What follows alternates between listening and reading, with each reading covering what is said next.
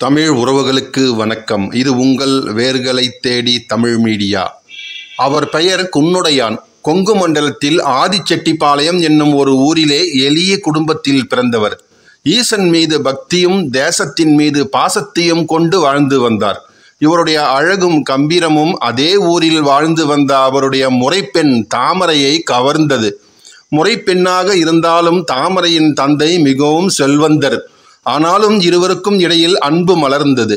குன்னுடையான் தாமரையை பெண் கேட்டு மாமா வீட்டிற்கு செல்கிறார்.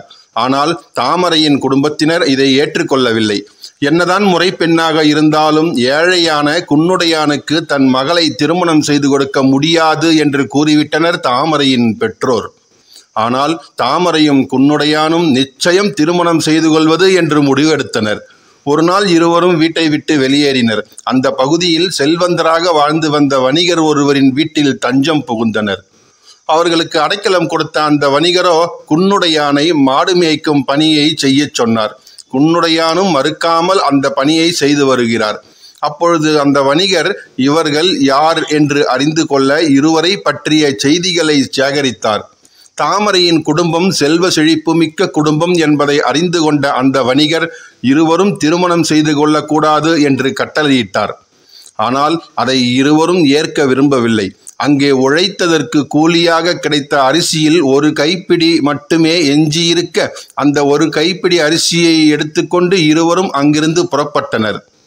திக்கற்றவர்களுக்கு தெய்வம்தானே துணை.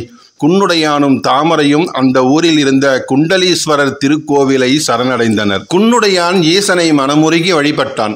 நிர்கதியாக நிற்கும் எங்களுக்கு நீயே துணை. ஊர் சாட்சியாக திருமணம் செய்து கொள்ள விரும்பினோம். ஆனால் யாரும் எங்களுக்காக வரவில்லை. இனி உன் சந்நிதியையே எங்கள் புகலிடம். எங்கள் திருமணத்திற்கு நீரே சாட்சி. நீரே எங்கள் சுற்றம் என்று வேண்டிக்கொண்டு திருமணம் செய்ய முடிவு செய்தான். அப்பொழுது ஈசனின் திருவிளையாடல் தொடங்கியது. திடீரென்று அந்த ஊர் மக்கள் சாறை சாறையாக கோவிலுக்கு வரத் தொடங்கினர். அப்படி வந்தவர்கள் புன்னகையோடு உங்களுடைய திருமணத்திற்கு தான் வந்திருக்கிறோம் என்றும் கூறுகிறார்கள் குன்னுடையானிடம். குன்னுடையானும் தாமரையும் சிலிர்த்து போனர். 1000 பேருக்கு மேல் திரண்டார்கள். ஈசனை வணங்கி குன்னுடையான் தாமரையின் கழுத்தில் தாலி கட்ட அனைவரும் மலர் தூவி வாழ்த்தினார்கள். திருமணம் முடிந்ததும் குன்னுடையான் கண்ணீரோடு நின்றார். ஏன் என்று எல்லோரும் விசாரிக்க, திருமணத்திற்கு வந்தவர்களுக்கு உணவு அளித்து உபசரிக்க முடியவில்லையே, எங்களிடம் இருப்பது ஒரு கைப்பிடி அரிசி மட்டும்தானே என்று புலம்பினார். அப்பொழுது மின்னல் வெட்டியது போல ஒரு பேரொளி அங்கு தோன்ற அந்த பேரொளியில் மகாவிஷ்ணு திருக்காட்சி கொடுக்கிறார். கண்ணால பரப்புக்கு அருகே அடுப்பு மூட்டி உன் கைவசம் இருக்கும் அந்த ஒரு கைப்பிடி அரிசியை சமைத்து இவர்கள் அனைவருக்கும் பரிமாறு என்று சொல்லி மறைந்தார். இந்த அற்புதத்தை கண்ட அனைவருக்கும் வியப்பு மாறாமல் அப்படியே நிற்கிறார்கள். அதன்படியே அந்த தம்பதி அடுப்பு மூட்டி கைப்பிடி அரிசியை சமைக்கிறார்கள். அதிலிருந்து உருவான அந்த சாதத்தை எடுத்து அன்ன பாத்திரத்தில் வைத்துக்கொண்டு அந்த மக்களுக்கு உணவு பரிமாறத் தொடங்கினர். பாத்திரத்திலிருந்து எடுக்க எடுக்க அன்னம் குறையாமல் வந்து கொண்டே இருக்கிறது. அட்சய பாத்திரம் என்று நாம் கேள்விப்பட்டிருப்போம் அல்லவா? அதுபோல சாதம் எவ்வளவு எடுக்கிறோமோ அதே அளவிற்கு மீண்டும் அந்த பாத்திரத்திலே வந்து விடுகிறது. இப்படியே 1000 பேருக்கும் அன்னம் பாலித்த பிறகுதான் அந்த பாத்திரத்திலிருந்து அன்னம் வருவது நின்றது. குன்னுடையானும் தாமரையும் ஈசனின் கருணையை நினைத்து மகிழ்ந்தனர். இதெல்லாம் சரி, யார் இந்த இருவரும் என்று கேட்கிறீர்களா? இவர்கள் இருவரும் தான் வரலாற்றில் தங்கள் பெயரை பொறித்து சென்ற பொன்னர் சங்கர் ஆகியோருடைய பெற்றோர். ஆம், வரலாற்று தகவல்களின்படி பொன்னர் சங்கர் ஆகியோர்களுடைய குலதெய்வம் இந்த குண்டலீஸ்வரர் திருக்கோவில்தான். கரூர் மாவட்டம் தான்தோன்றிமலை ஒன்றியம் அப்பிபாளையம் ஊராட்சியில் அமைந்திருக்கிறது செட்டிப்பாளையம். இங்கு அமராவதி ஆற்றின் கீழக்கரையில் இயற்கையாக நீண்டு கிடக்கும் 25 அடி உயர பாறை திட்டில் அமைந்துள்ள ஆலயத்தில் குண்டலீஸ்வரர் அருள்பாலிக்கிறார். அம்பிகைக்கு குங்குமவல்லி என்பது திருநாமம். இந்த கோவில் 13ஆம் நூற்றாண்டில் கட்டப்பட்டது என்கிறது இங்கிருக்கும் கல்வெட்டுக்கள். வீரபாண்டியன் என்ற மன்னன் இந்த கோவிலை கட்டிய செய்தியை கோவிலின் கருவறை தூணில் காணப்படும் கல்வெட்டு உணர்த்துகிறது.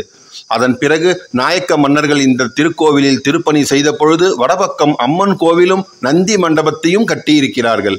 குங்குமவல்லி அம்பாள் கிழக்கு நோக்கிய சன்னதியில் அருள் புரிகிறாள். கோவிலுக்குள் நுழைந்தால் இடதுபுறத்தில் 4வர் சன்னதி அமைந்துள்ளது. 4வரை வணங்கி உள்ளே நுழைந்தால் தனி சன்னதியில் அருளும் மகா கணபதியை தரிசிக்கலாம். அதன் பிறகு கருவறையில் குண்டலீஸ்வரர் லிங்க ரூபமாக அருள்பாலிக்கிறார். அவரையும் தரிசனம் செய்யலாம். யாகம் வளர்ப்பது, அபிஷேகம் செய்வது, அர்ச்சனை செய்வது இதெல்லாம் ஒன்றுமே வேண்டாம். கருவறையில் இருக்கும் குண்டலீஸ்வரரை தரிசனம் செய்தாலே போதும், நம் பாவங்கள் அனைத்தும் தீர்ந்துவிடும் என்று சொல்கிறார்கள் இப்பகுதி மக்கள். அதற்கு சாட்சியாக தரிசனம் செய்த மாத்திரத்திலேயே மனதின் பாரங்கள் எல்லாம் குறைந்து விடுகிறதாம். ஆலயத்தின் கோஷ்டத்தில் நர்த்தன விநாயகர், யோக தட்சிணாமூர்த்தி, லிங்கோத்பவர் ஆகியோரும் அருள்கின்றனர். வலதுபுறத்தில் வள்ளி தெய்வானையுடன் முருகப்பெருமான் தனி சன்னதியில் அருள்பாலிக்கிறார். பிரம்மா, சிவதுர்கை, சண்டிகேஸ்வரர், பைரவர், நவகிரகங்கள், சூரியன், சந்திரன் ஆகியோரின் தனித்தனி சன்னதிகளும் இங்கு அமைந்துள்ளது. இந்த ஆலயத்தில் நவகிரகங்கள் தத்தம் தம் தேவியரோடு அவரவர் வாகனத்தில் எழுந்தருளியிருப்பது தனி சிறப்பு. கருவறைக்கு முன்பு அமர்ந்திருக்கும் நந்தியம்பெருமான் 3 அடி உயரத்தில் கண்ணை கவரும் தோற்றத்தில் காட்சி கொடுக்கிறார். அதே போல இங்கு இயற்கையாக அமைந்துள்ள குகை போன்ற பகுதியில் சித்தர்கள் வழிபட்ட சிவலிங்கம் ஒன்றும் காணப்படுகிறது.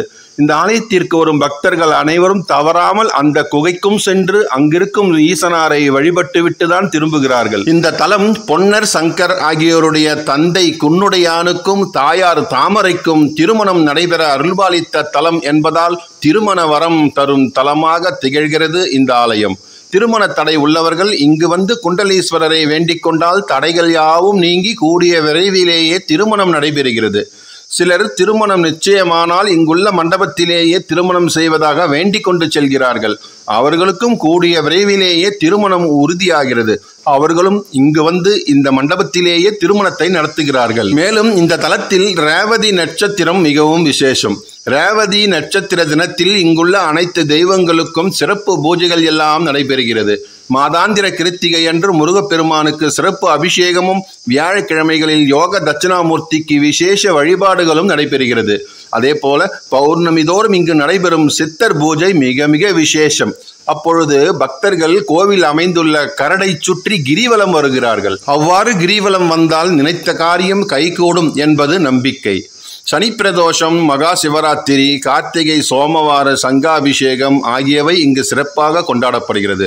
இந்த நாட்களில் சிவபெருமானுக்கும் நந்தி தேவருக்கும் நடைபெறும் சிறப்பு வழிபாடுகளை தரிசித்து வணங்கினால் தொழில் நஷ்டம், ஆரோக்கிய பிரச்சனைகள் எல்லாம் தீர்ந்து பலமான வாழ்வு வாழலாம் என்றும் சொல்கிறார்கள். தேய்பிறை அஷ்டமியில் கால பைரவருக்கு இங்கு சிறப்பு வழிபாடுகள் நடைபெறுகிறது. கால பைரவர் சன்னதியில் நடைபெறும் லட்சுமி பூஜையில் கலந்து கொண்டால் செல்வ வளம் வந்து சேரும் என்பதும் நம்பிக்கையாக உள்ளது. ஒவ்வொரு ஆண்டும் சித்திரை மாதம் 1 தேதி குங்குமவல்லி அம்மனுக்கு வளைகாப்பு வெகு விமர்சையாக இங்கு நடைபெறுகிறது. அப்பொழுது குழந்தை பாக்கியம் வேண்டுபவர்கள் வந்து கலந்து கொண்டால் அவர்களுக்கு நிச்சயம் குழந்தை பாக்கியம் கிடைக்கும் என்றும் கூறுகிறார்கள். வாய்ப்பு இருப்பவர்கள் ஒருமுறை செட்டிப்பாளையம் சென்று வாருங்கள். குன்னுடையானுக்கும் தாமரைக்கும் அருள்பாலித்து அற்புதம் நிகழ்த்திய குண்டலீஸ்வரரை மனமுருகி வழிபட்டு வாருங்கள். அவரின் அருளால் உங்கள் வாழ்விலும் அற்புதங்கள் நிகழும் என்று கூறி உங்களிடமிருந்து விடைபெறுகிறேன். இந்த காணொளி உங்களுக்கு பிடித்திருந்தால் லைக் பண்ணுங்க, ஷேர் பண்ணுங்க, மறக்காம உங்கள் கருத்துக்களை கமெண்ட் பாக்ஸ்ல கமெண்ட் பண்ணுங்க. நன்றி, வணக்கம்.